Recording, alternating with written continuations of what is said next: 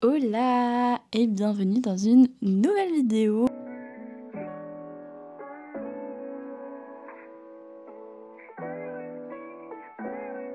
Aujourd'hui, on se retrouve dans une vidéo un petit peu différente de ce que j'ai l'habitude de vous partager sur ma chaîne. C'est une vidéo un petit peu qui va changer de l'ordinaire dans le sens où on va un petit peu blablater sur 7 choses quotidiennes à intégrer dans ta vie, 7 choses qui vont pas changer ta vie, clairement, parce qu'on change pas forcément sa vie du tout au tout. Mais pour moi, en 2025, il y a des choses qu'on a un peu eu tendance à oublier. Et c'est pourquoi dans cette vidéo, je vais un petit peu te les remémorer et un peu t'aider peut-être pour avancer dans certaines choses que tu as oubliées. Peut-être que tu t'es dit « Ah ouais, mince, ça fait longtemps que j'ai pas fait ça ».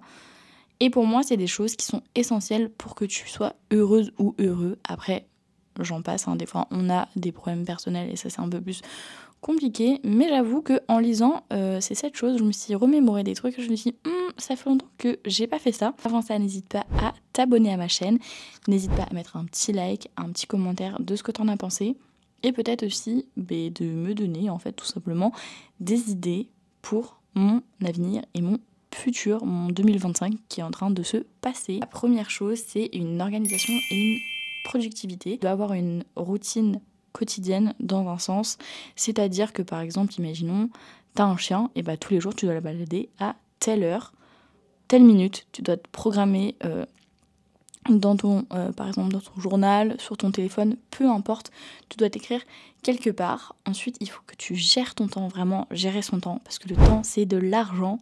Non, en vrai je rigole, pour moi le temps passe tellement vite, on est déjà en 2025, j'ai bientôt 25 ans, et tout le monde avance en âge, et je me rends compte que putain, en vrai les années passent tellement vite, et gérer son temps, pour moi c'est l'une des choses principales. Après, comme je vous dis, pardon, c'est des choses à intégrer dans son quotidien. Moi-même, je devrais les intégrer en fait, tout simplement parce que des fois je les intègre pas forcément. Planifiez vos activités, par exemple, vous avez une activité nouvelle en 2025. Moi par exemple, pour vous dire, là, j'ai envoyé un mail à une professeure de pilates pour faire du pilates, puisqu'en fait, je me suis rendu compte que à chaque fois qu'il y avait des opportunités, par exemple, très simples, comme par exemple reprendre le sport, aller à la salle de sport, marcher, courir, en fait, je procrastinais et je sais pas pourquoi, je sautais jamais le pas parce qu'en fait, j'avais pas de motivation. Je suis toute seule dans mon appartement, j'ai pas forcément de partenaire ou alors des copines qui habitent juste à côté pour, je sais pas, aller se faire un petit footing de allez, 10-30 minutes. Du coup, je me suis dit, prends-toi en main. Et pourquoi tu n'essayerais pas de faire des séances de pilates? Le pilates, j'avoue, ça coûte quand même assez cher. Mais en vrai, si c'est un sport qui peut m'aider à reprendre confiance en moi, à me raffermir, à aussi peut-être rencontrer des gens. Pour moi, c'est un sport de détente. C'est un sport où on va pas transpirer comme des bêtes à la salle, hein. Enfin, pour moi, c'est un sport qui est vraiment, je pense, le bon pour mon corps et moi-même et ma santé mentale. J'ai envie de faire par exemple une fois dans la semaine du pilates.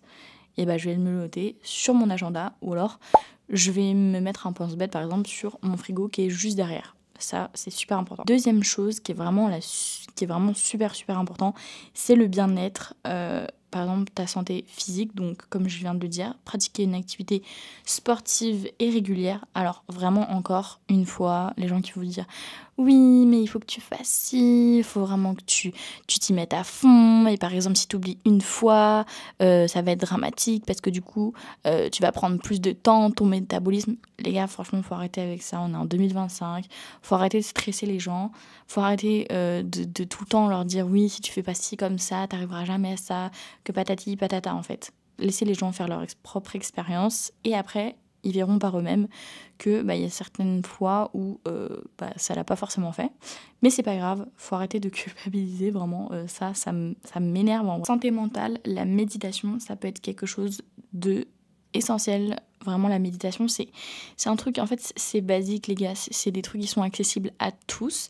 La méditation, tu peux en faire chez toi. Si t'as pas des voisins qui sont bruyants, moi, par exemple, dans mon ancienne location d'appartement, j'avais des gens clairement qui mettaient la musique à fond, qui faisaient ci, qui faisaient ça, qui criaient. Bon, c'était un peu compliqué, mais là, j'avoue que en vrai, même si ma porte d'entrée n'est pas insonorisée, ça va. En vrai, on est sur un appartement où les gens, on les entend pas forcément. Mais bon, la méditation, ça peut être quelque chose qui peut vous détendre. Le yoga aussi, plein de petites choses comme ça qui sont accessibles. Ensuite, le journal intime ou la déconnexion intime. J'avoue que journal intime, j'en ai, je crois, eu une fois. Ça m'a pas tellement trop donné envie de continuer. Dans le sens où je me dis, j'y trouve pas forcément d'intérêt, en vrai, tout simplement. J'y trouve pas forcément grand-chose. Donc bon, j'ai pas forcément continué, mais le journal intime, ça peut être quelque chose où vous extériorisez vos sentiments, vos pensées, et puis même pour plus tard, en vrai, quand vous serez plus grand, si vous le conservez, vous vous direz, putain, mais j'ai vraiment écrit ça, en fait. Des connexions avec son téléphone, des connexions à certaines choses qui sont un peu nocives, la télé, enfin, plein de choses qui sont vraiment à côté de nous, en fait, tout simplement. Une alimentation équilibrée, il faut pas forcément se priver sur certaines choses. Moi, j'ai souvent eu, quand j'ai été plus jeune, des pulsions fringales, tout simplement. Des pulsions où, par exemple, je pouvais littéralement manger un sachet de cookies entier. C'était vraiment quelque chose. Je me riais dessus, en fait. Et j'avoue que petit à petit, j'essaye d'avoir moins de fringales.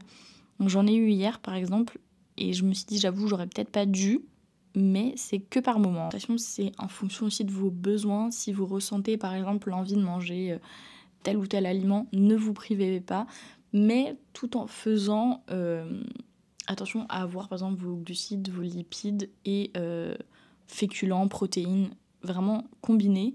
Moi, par exemple, j'ai vu une diététicienne justement pour savoir qu'est-ce qui me manquait dans le corps.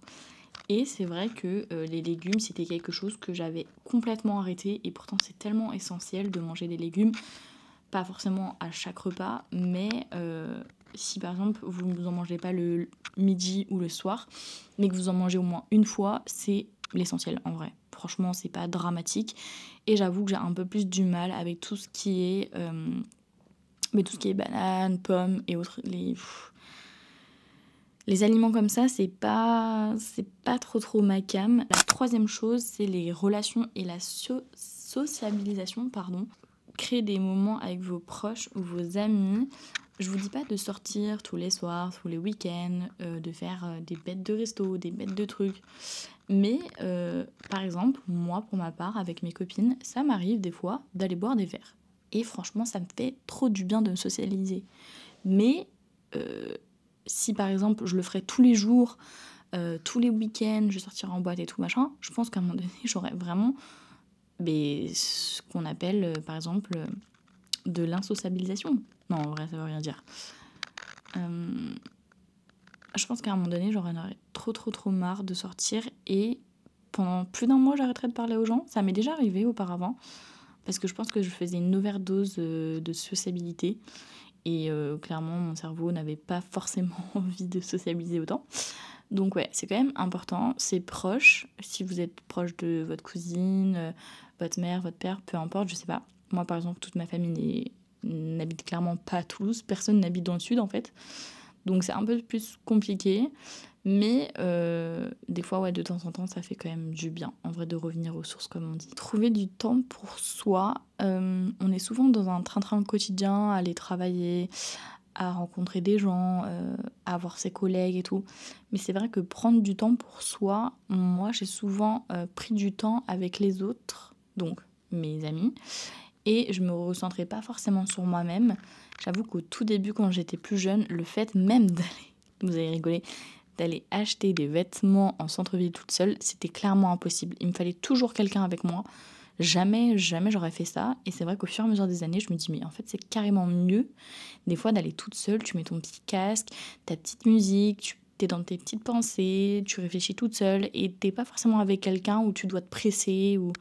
Je sais pas ce que vous voyez ce que je veux dire. Par exemple, développer sa gratitude. Je m'exprime. Gratitude pour soi-même, valoriser soi-même. Alors, pas forcément devant les autres, mais par exemple, de se dire, ah mais ouais, tu vois, ce mois-ci, en fait, je l'ai fait. J'ai atteint mon objectif, je suis trop fière de moi et clairement, j'ai envie de le partager par exemple après avec mes amis, avec les gens sur internet, je sais pas, peu importe, mais vraiment la gratitude, ça va vous donner un sentiment de confiance qui va vraiment vous donner envie de faire plein d'autres choses dans votre vie et je pense que c'est vraiment un essentiel à avoir dans sa vie. La maison et son environnement. Pour moi, quand on a une maison rangée, on a une vie organisée et rangée dans sa tête. Pas pour tout le monde, mais c'est vrai que c'est hyper essentiel, c'est hyper important. Moi-même, je suis une bordélique née, vraiment, hein, je suis pas du tout une meuf organisée. Ça m'est jamais venu à l'esprit de faire des vidéos où vraiment mon appartement était en bordel, parce que clairement, je pense que beaucoup m'auraient taclé, mais en général, les gens qui sont apprêtés sur eux-mêmes dans la rue, en général, c'est plus bordélique, de ce qu'on dit. Après, est-ce que c'est la vérité? Je ne sais pas. Mais pour ma part, j'essaie de ranger petit à petit. Alors même avec un 37 mètres carrés, je peux vous dire que des fois, les gars, c'est clairement pas rangé. Hein. C'est un appart qui est en bordel. Mais pour moi, un appartement qui est clean et rangé, est-ce que ça sert réellement à quelque chose? Pour moi, un appartement qui est un peu désorganisé, c'est un appart aussi qui vit avec des moments, des envies. Et à un moment donné, dans le cerveau, ça va faire tilt et vous allez avoir un pétage de câble où vous avez envie de ranger tout l'appart, de fond en comble. Vous faites 2-3 heures et après, ensuite, pam, il n'y a plus personne, vous vous posez devant la télé et vous voyez qu'il y a un gros tas là-bas à ranger et vous avez la flemme. Et bah ça, c'est moi, voilà. C'est moi dans toute ma splendeur. Mais j'avoue que quand même, une maison bien propre, c'est quand même l'essentiel. Après, organiser, ranger, il faut avoir un brin quand même, je pense aussi maniaque. Ensuite, pour moi, la décoration, vraiment la décoration, les couleurs, la peinture et tout. Pour moi, un appart qui est pas décoré, c'est un appart qui est sans âme. Je suis désolée, en vrai, je vais en blesser plein, mais combien de fois, putain, j'ai vu des potes, vraiment leur chambre ou leur appart ou la maison et tout. Il n'y avait pas de déco, c'était des trucs simples, genre des trucs avec des vous voyez les crânes là de cerf ou j'en sais rien là, c'est avec ça dans le salon accroché, avec des meubles industriels et tout, avec une petite plante et tout machin. Enfin, des fois, je me dis, les gars, mais pourquoi vous achetez ça? Enfin, clairement, ce n'est pas un style. C'est pas un style en fait. Il faut de la gaieté, de la couleur, des motifs, des reliefs, des matières, des formes en fait dans une maison.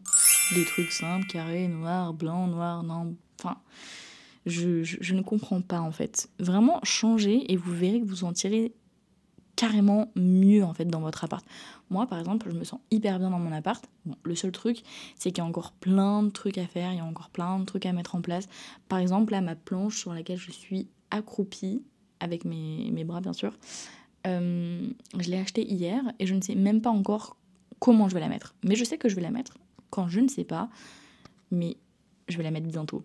Bientôt. Et je sais que par exemple, les meubles en haut là, je vais les racheter en blanc. Et voilà, c'est tout. Au niveau de la consommation aussi, j'en ai parlé dans une de mes vidéos. La consommation, tout ce qui est par exemple les déchets, la consommation par exemple vraiment en fait de tout, par exemple les bougies, les crayons de couleur, les livres, les vêtements, la skincare, la bouffe, tout ce qui va avec en fait, les plaids parce que j'en ai beaucoup devant moi. En fait c'est un truc vraiment, on banalise trop en fait ce truc. Nos arrière-grands-parents ou nos grands-parents, enfin bon pour moi qui ne sont plus sur cette terre, mais c'est vrai que chez eux il n'y avait pas 36 000 choses, ou à part la vaisselle, genre franchement je crois que c'est vraiment le truc où il y avait le plus, mais ils consommaient pas autant que nous on consomme. Enfin les gars, on a toujours tout à portée de main, on a l'argent facile, on a la consommation facile, on a trop de tout facile. Bon, même les réseaux sociaux aussi, la consommation, tout ce qui est de technologie tout simplement, des nouveaux iPhones, des nouveaux ci, des nouveaux ça. Enfin en fait, on a une accessibilité qui est beaucoup trop importante je trouve sur de la consommation. Donc je pense qu'il faut vraiment faire un tri aussi dans ces placards. Moi là, le tri que je vais faire bientôt, c'est dans mes placards de cuisine, de réorganiser et tout, parce que quand même j'ai pas mal de bouffe et autres. Et quand je vois ça, je me dis, il faut que je trouve un moyen de réussir à tout consommer et ensuite de racheter. Et pas de me dire, oh mais j'ai ça dans mes placards, bon je vais pouvoir en racheter, c'est pas grave, j'ai encore de la place. Non, en fait, jamais fonctionner comme ça, c'est quelque chose, c'est limite même pas avantageux en fait. Ou encore à la limite que par exemple quand vous avez plus rien, vous achetez un format familial, comme ça vous en avez énormément et comme ça vous avez au moins un stock. Moi c'est comme ça que je fonctionne, dans le sens où les formats de grosse quantité, c'est beaucoup moins cher et ça vous dure plus longtemps. Donc voilà, là pour l'instant il faut vraiment que je fasse un tri. J'ai fait un tri dans tout ce qui est par exemple consommation skincare. Je sais qu'il va me rester ça, et ben je vais pas en racheter. Je vais attendre de tout finir et puis je vais refaire un gros stock et puis ça va refaire en fait la même chose à chaque fois. Mais en attendant, je ne consomme rien du tout. Sage et le développement personnel, découvrir de nouvelles passions. Alors par exemple, la nouvelle passion, ça peut être tout ce qui est poterie, DIY, le dessin, le coloriage, le crochet, comme par exemple je l'ai fait récemment. En 2 jours, j'ai fait un sac. Bon, il n'était pas non plus exceptionnel. Je ne l'ai pas avec moi, parce que du coup, c'est ma mère qui va me le ramener en mai avec mon papa. Mais pour moi, c'est des choses... ça peut être des activités que vous pouvez faire 1 à 2 fois et après vous arrêtez, c'est pas grave. Faut arrêter de culpabiliser avec ça. Moi, je sais qu'on me le dit tout le temps, ouais, quand tu commences quelque chose, tu le finis jamais et tout, machin. Mais qui t'a dit que j'avais envie de le continuer, en fait? Peut-être que j'ai juste envie de m'arrêter à ça et basta. Là, par exemple, j'ai une toile en fait de peinture, je l'ai commencé mais je l'ai pas fini. Et alors, qu'est-ce que ça peut faire en fait de pas la continuer? Si j'ai envie de la reprendre dans 6 mois, qu'est-ce que ça peut faire à la personne qui me fait la remarque? Rien du tout. Fais-la à ma place si t'as envie. Moi, ça me changera rien à ma vie. Ça me donnera pas plus envie de la continuer ou de continuer l'activité. Mais au moins, je me dis, bon, bah, je découvre des nouvelles choses en fait. Je fais découvrir en fait à mon intellectuelle personne des nouvelles choses. Prendre le temps de lire. C'est vrai que la lecture, c'est quelque chose qui est accessible depuis des années, des siècles, des décennies. La lecture, c'est là depuis tellement longtemps. Et pourtant, on a l'impression que chez les gens, ça les fait chier de lire en fait, tout simplement. Ça les fait chier de lire quelque chose, ça les fait chier parce que, oh vas-y, flemme, je préfère être sur mon téléphone et tout machin. Mais au contraire, je vais apprendre tellement plus de choses, peut-être, sans doute, avec mon livre, que tu n'en apprendras avec ton téléphone toute ta vie. Clairement. Bon, après, je sais qu'avec les réseaux sociaux, on en apprend aussi quand même pas mal. Mais j'avoue que, par exemple, si je n'avais pas acheté mon petit livre sur les 10 histoires criminelles de France, les plus, on va dire, importantes, bah ça se trouve, je l'aurais même pas regardé sur mon téléphone. J'aurais même pas eu envie de regarder les vidéos. Et que là, j'ai bientôt fini mon livre et que je me dis, bon, bah à la fin, je vais savoir en fait les histoires qui sont un petit peu spicy niveau criminel, quoi. Divertissement et les loisirs. Aller au cinéma, par exemple. Écouter de la musique aussi, c'est accessible pour tout le monde. Découvrir aussi des nouveaux endroits, des nouveaux cafés, des nouveaux parcs, des aires de jeu. Quelque chose qui peut vous faire sortir en fait de ce côté casanier que moi j'ai aussi très clairement. Je suis beaucoup casanière dans le sens où j'avoue que quand j'étais plus jeune, chez mes parents, je fuyais toujours la maison parce que j'avais pas forcément envie de les croiser ou de les voir, que j'avais envie d'avoir ce côté un petit peu indépendant. Et quand j'ai eu mon appart, je sortais beaucoup moins déjà, forcément, question financière. Mais c'est vrai que tout ce qui était marche, tout ce qui était courir et tout, j'ai jamais vraiment aimé ça. Et là, encore moins. Mais si j'avais la possibilité, par exemple, imaginons j'étais à mon compte, comme là je vous fais des vidéos, le montage par exemple, au lieu de le faire de chez moi sur mon ordi, et ben je prendrais mon ordi. Bon, j'en ai pas un ordi portable, mais si j'avais un ordi portable, de le prendre avec moi et de l'emmener dans un café et simplement de finir mon montage vidéo avec. De prendre un café, de prendre le temps avec mes écouteurs. En fait, d'être dans un endroit différent, d'être dans une harmonie, une atmosphère qui est grave différente. Là, par exemple, moi, je ne suis pas du tout sortie, je peux vous dire, du week-end. J'ai même pas mis un pied dehors. Peut-être pour aller chercher à manger, il me semble. Mais sinon, je suis pas sortie, en fait. Je n'ai pas l'envie de sortir. J'ai envie de découvrir des nouveaux lieux, des nouveaux endroits. Mais c'est pas forcément possible parce que du coup, je ne suis pas indépendante financièrement. Digital et technologie. Ce que vous pouvez faire, c'est limiter la distraction. Alors, c'est un sujet qui va être tellement compliqué parce que je vous l'explique à vous, mais ça en vaut aussi pour moi. ça va être un peu plus compliqué de se l'instaurer, mais limiter les écrans. Alors, limiter les écrans, putain, qu'est-ce que c'est dur en fait. Je peux pas défendre une cause comme ça, parce qu'on est tous comme ça. Et on avance aussi avec notre génération, il faut pas blâmer. Moi, par exemple, la dernière fois, il y a une pharmacienne, une conseillère pharmacie, pardon, qui m'a dit ouais non mais de toute façon avec TikTok putain c'est que des conneries, on en apprend pas forcément, c'est que des bêtises, les gens ils disent n'importe quoi et tout. Mais en fait je suis pas du tout d'accord. Pour moi TikTok, Insta et toutes les autres plateformes, c'est des choses qui peuvent te faire découvrir des nouvelles choses, qui peuvent par exemple te faire rencontrer des nouvelles personnes. Moi par exemple mes copines que j'ai actuellement, pour certaines, timidité. La timidité, ça peut vous faire sortir de ça, et ça, c'est ce qui est vraiment cool. Après, faites attention à ce que vous partagez sur les réseaux sociaux, encore une fois, c'est de la bienveillance. Tout le monde n'est pas comme une personne bienveillante. Les gens, des fois, mettent des commentaires, n'importe quel âge, hein. Clairement, des fois, j'en vois, ils ont genre 50 piges, hein. C'est des nanas de 45 ans, qui ont sans doute des gosses, qui ont sans doute des parents et tout, et je me dis, mais what the fuck, genre, comment vous pouvez écrire ce genre de commentaires? C'est hallucinant. Mais ouais. Si vous avez envie de commencer les réseaux sociaux, en vrai, je pourrais en faire une vidéo, parce qu'en vrai, je trouve ça grave cool. Mais je crois, je sais plus si j'en avais fait une déjà auparavant, je sais plus du tout. Faudrait que je regarde. Et puis, si je l'ai déjà faite, de toute façon, je vous la mettrai sur une des fiches, en fait, sur les côtés. Ou alors, du coup, je vous en ferai une avec grand plaisir. Pour moi, c'était 7 choses à faire que vous pouvez intégrer dans votre routine journalière. Et pour 2025, j'avoue que certains trucs, pour moi, ça va être quelque chose de nouveau à intégrer. Mais pour certaines, j'en fais déjà. Donc voilà. Encore une fois, ne vous mettez jamais la pression pour quelque chose. De tout ce que je vous ai dit, tout ne peut pas être fait en même temps, pardon. Allez-y petit à petit, ne vous mettez pas la pression. Et encore une fois, un conseil que je peux vous donner, si par exemple demain vous avez envie de vous mettre au sport, ne le dites à personne.